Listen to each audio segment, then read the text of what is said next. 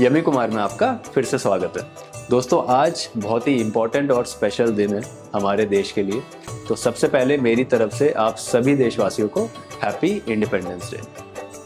त्योहार का माहौल है, तो मैं चाहता हूँ कि आपका मुंह मीठा कराऊं। तो आज हम एक बहुत ही प्यारी मीठी रेसिपी सीखेंगे। आज हम बनाएंगे खीर। जी हाँ, चावल की खीर बनाएंगे। यही खीर जो हम नॉर्थ इंडिया में बनाते हैं, उसी का ही डिफरेंट वर्जन साउथ इंडिया में पायसम बोलते हैं। पायसम में सेमिया जाती है, साबूदाना जाता है, लेकिन हम ऑथेंटिकली खीर में चावल डालते हैं। ठीक है, बहुत ही प्यारी रेसिपी है। तो चलिए आज इस स्पेशल दिन पे ये स्पेशल रेसिपी सीख लेते हैं। तो खीर बनाने के लिए आपको क्या क्या चाहिए होगा वो मैं आपको बता देता हूँ। मैंने ले लिया है फ्रेश फुल क्रीम मिल्क, करीबन 2 लीटर। याद रहे क्वालिटी मिल्क लाना है दोस्तों।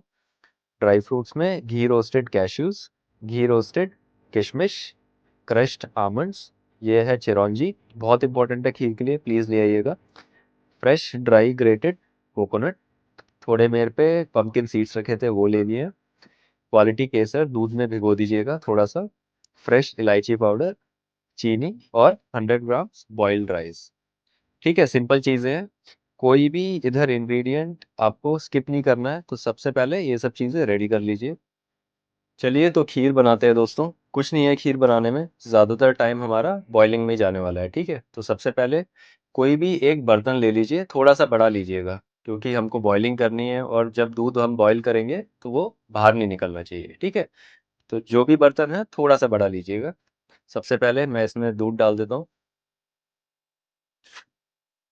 अब आप इस दूध को बॉईल पे लाइए, उसके बाद हम आगे बढ़ेंगे।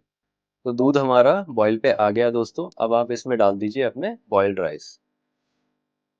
अब आपको कुछ नहीं करना है, लिटरली इसको बॉईल होने देना है लो मीडियम फ्लेम पे। धीरे धीरे ये पकेंगे चावल दूध के साथ।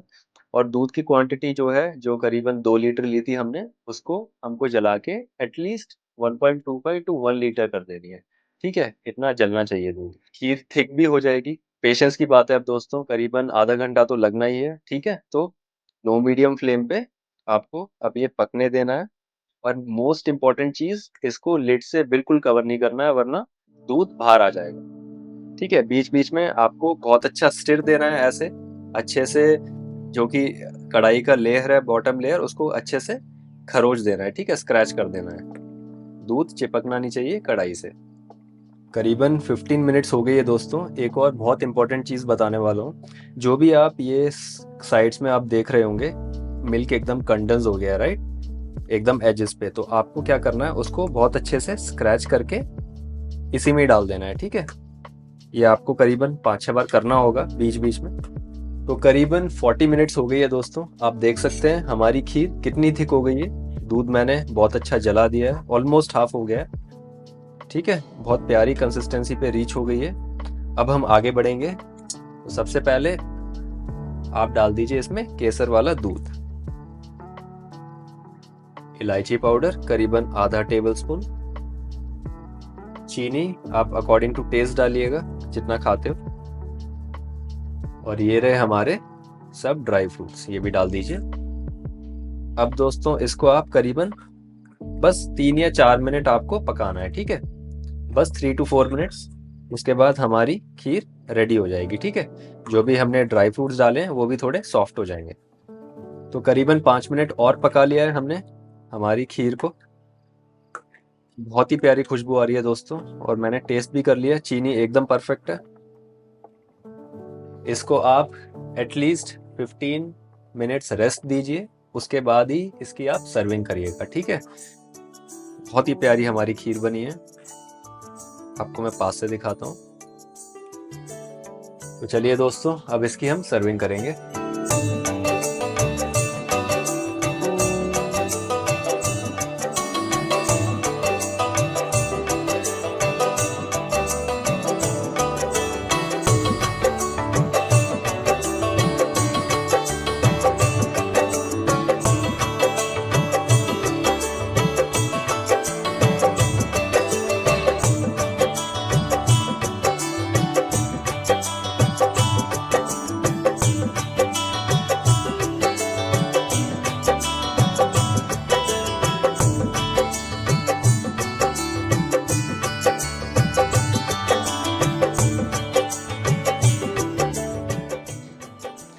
आज आप खीर बनाइए घर पे, फैमिली के साथ, दोस्तों के साथ माहौल बनाइए, खुश रहिए, खुशियाँ बांटिए। हम फिर से मिलेंगे किसी और रेसिपी के साथ, तब तक आप अपना ध्यान रखिए।